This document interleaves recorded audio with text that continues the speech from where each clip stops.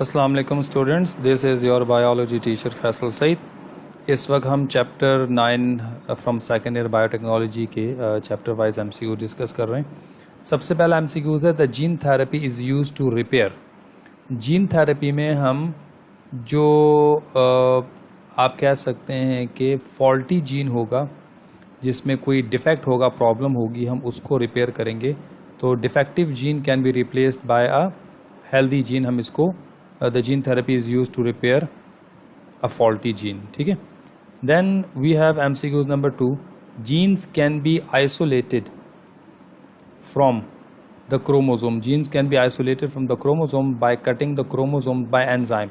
तो हम जीन्स को क्रोमोसोम से अलग करते हैं और इस प्रोसेस के लिए हम क्रोमोसोम्स को कट करते हैं by the help of restriction enzyme. ठीक है। तो रेस्ट्रिक्शन न्यूक्लियस लिखा है, न्यूक्लियस, बल्कि उसका नाम है रेस्ट्रिक्शन एंडोन्यूक्लियस। तो एंजाइम का नाम सीजर एंजाइम भी हम इसको शॉर्ट फॉर्म में कहते हैं, रेस्ट्रिक्शन एंडोन्यूक्लियस एंजाइम।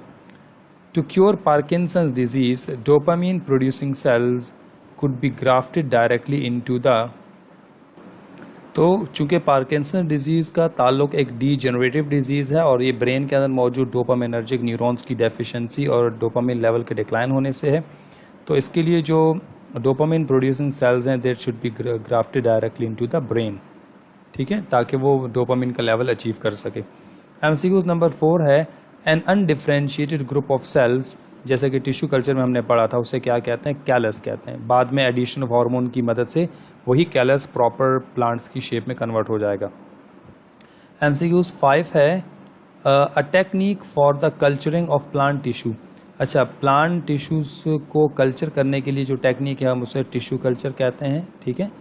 और नेक्स्ट वन है ligation is the process of joining. Ligation is the process of joining of two different DNA. हम दो डिफरेंट लिविंग ऑर्गेनिज्म के डीएनए को ज्वाइन करने के लिए जो एक एंजाइम यूज करते हैं जिसका नाम है लाइगेज एंजाइम, और प्रोसेस को लाइगेशन कहेंगे।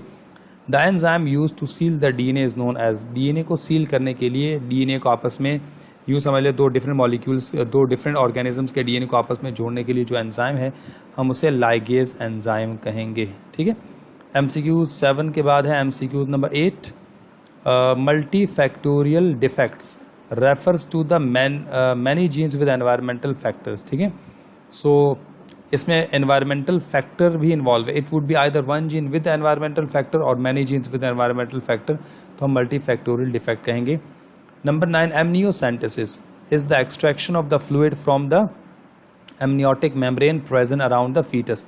और एमनियोटिक फ्लूइड में उस फीटस के जो टिश्यूज होते हैं उनको डायग्नोस करते हैं। असल में बेसिकली ये एक डायग्नोस्टिक प्रोसीजर है जो किसी किस्म की डिसऑर्डर को बिफोर बर्थ फाइंड आउट करने के लिए किया जाता है।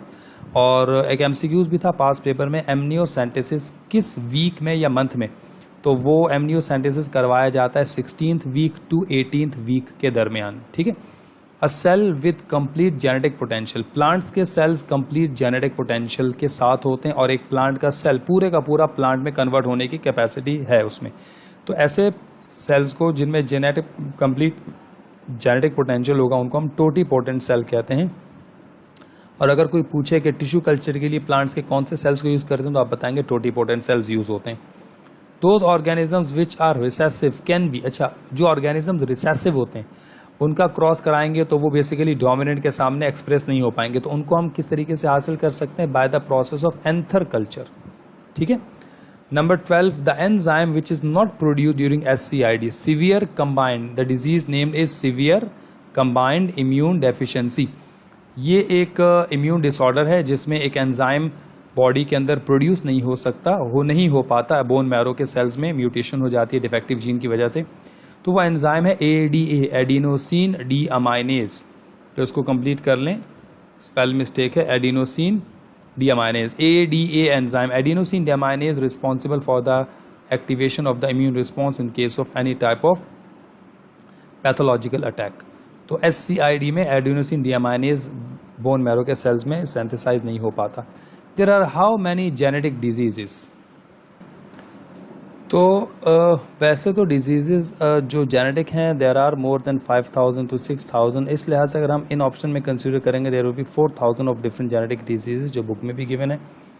Intron and exon are the intron non coding और एक्सॉन कोडिंग पार्ट है। तो intron and exon are the dash parts, ठीक है। तो वो कौन से पार्ट्स हैं?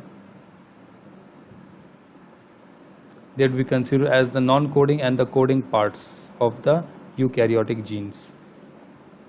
Now we have MCQs 15. rDNA, which is named as a recombinant DNA, is that type of a DNA which contain DNA of two different organisms. Yes, दो different living organism का जो DNA है हम उसको recombinant DNA consider करते हैं, ठीक है। जैसे ह्यूमन बीइंग का यूकैरियोटिक और बैक्टीरिया का प्रोकैरियोटिक DNA आपस में मिला दिया जाए, जैसे प्लाज्मिड और ह्यूमन बीइंग को हमने rDNA कहा था। A molecular technique in which, MCQ 16, a molecular technique in which DNA sequences between two oligonucleotide primers can be amplified is known as। तो जब भी हम आपने डिस्कस किया था DNA फिंगरप्रिंटिंग में, जब भी हम ओलिगोन्यूक्लियोटाइड प्राइमर्स का जो सीक्वेंस है जब उसको एम्पलीफाई करते हैं, उनकी तादाद बढ़ाते हैं, हम उसको पॉलीमरेज चेन रिएक्शन या PCR कहते हैं इस प्रोसेस को। 17. In genetic engineering a chimera is, जैसा हमने डिस्कस किया था rDNA रिकॉम्बिनेंट DNA, ठीक है, उसी का दूसरा नाम है काइमेरा। यानी बेसिकली हम ये कह सकते हैं कि एक लिविंग ऑर्गेनिज्म का DNA जिसमें किसी दूसरे ऑर्गेनिज्म का DNA इम्प्लांट किया जाए तो रिजल्टेंट DNA को काइमेरा या रिकॉम्बिनेंट DNA कहेंगे। तो a plasmid that contain foreign DNA is known as chimera या काइमेरा फॉर्मेशन कहेंगे इस प्रोसेस को। The deliberate modification of an organism's genetic information by directly changing its nucleic acid content is a subject matter of, अगर हम अपनी मर्जी से organism के जेनेटिक इन्फॉर्मेशन में कोई चेंज करते हैं तो हम इसको जेनेटिक इंजीनियरिंग कंसिडर करते हैं, ठीक है। इस प्रोसेस को जेनेटिक इंजीनियरिंग कहा जाएगा। A genomic library is a database where the sequence of an organism's genome is stored, a collection of many clones possessing different DNA fragments from the same organism bound to vectors, a book that describe how to isolate, book तो नहीं हो सकती, ठीक है। और एक option और देख लेते हैं, that is option A B C के बाद where is D ऑप्शन।